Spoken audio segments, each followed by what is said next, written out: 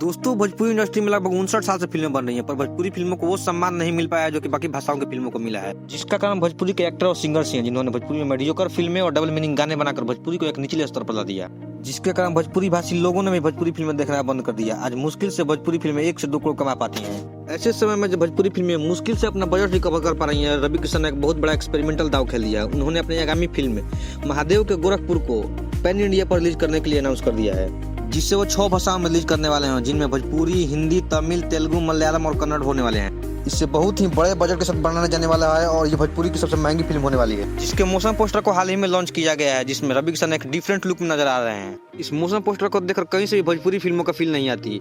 ये भोजपुरी का अब तक का सबसे बेस्ट मोशन पोस्टर इसको कह सकते हैं। दोस्तों, जिस तरह से इस मोशन पोस्टर को एडिट किया गया है, जिसमें महादेव की विशालकाय मूर्ति पीछे दिखाई गई है और उसके साथ साथ बैकग्राउंड म्यूजिक चल रहा है, और नंदी के साथ साथ गले में रुद्राक्ष पहने और हाथों में त्रिशूल लिए रवि किशन का क्षत्रिय साधु का जो लुक रिवील होता है, देखकर गुज बम्स आ जाते हैं। इसमें रवि किशन का लुक और मोशन पोस्टर में दिया गया बैकग्राउंड म्यूजिक मोशन पोस्टर को एक अलग ही लुक एंड फील दे जाता है।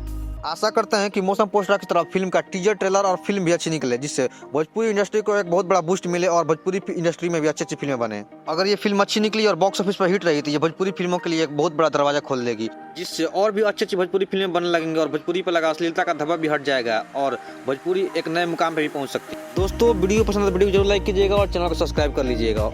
और आपको ये मोशन पोस्टर कैसा लगा